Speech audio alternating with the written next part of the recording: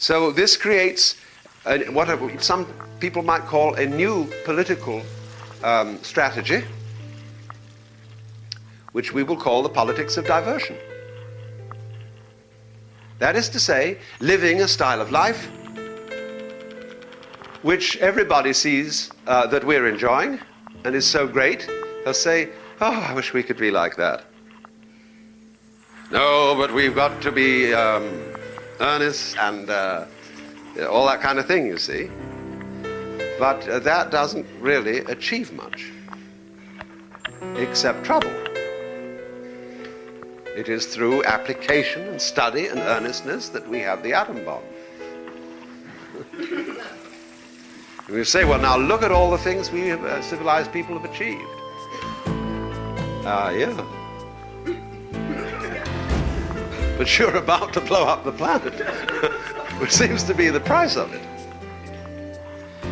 But here again, let me underline the fact that I'm not trying to talk down technical skill. I'm only trying, and let me repeat the point, that you cannot employ non-hostile, non-destructive technical skill unless you realize basically that you yourself are this whole domain of nature. That's the real you. You are not in a fight against nature. You're not here to conquer nature, because there's nothing to conquer. It's all you. And so when you use technology to bulldoze everything into submission, you're fighting yourself. You're all tied up, clutched up, like the person trying to lift himself off the floor by his own bootstraps. And in that process, you're dissipating all your energy on something that can't be done, and therefore you're just getting tired out and you're going to drop dead. So I know, you see, that there are paradoxical elements in this.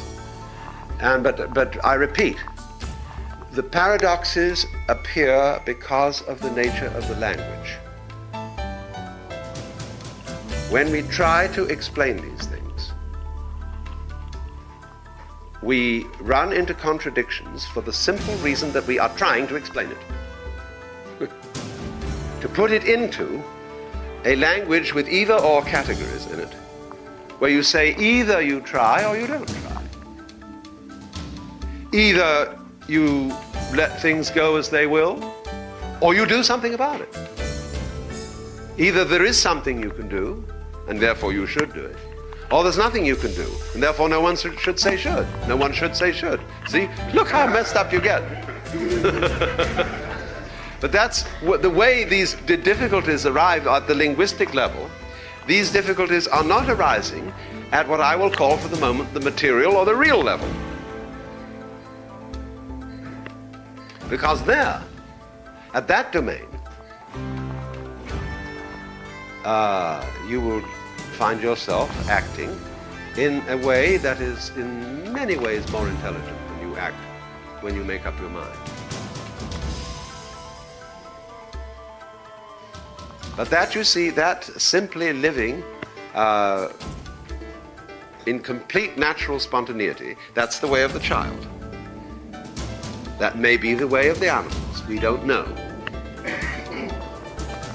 But certainly, as a child is irresponsible in that sense and begins to learn responsibility and so on, we must be terribly careful to realize that irresponsibility is the basis of responsibility.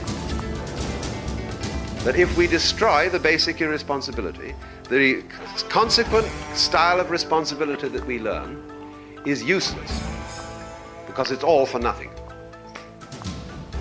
It's all to a process of continuing with anxiety and guilt and uptightness and making more and more and more and more of it by a kind of Parkinson's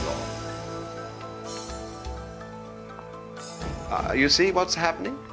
If we succeed in business in the ordinary way, what does that lead to? More business.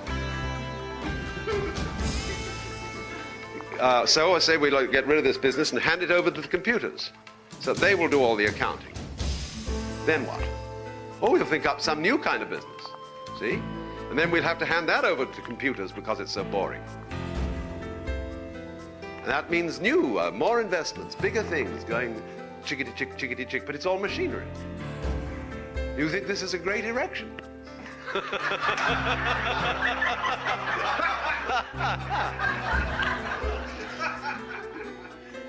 Yeah, but it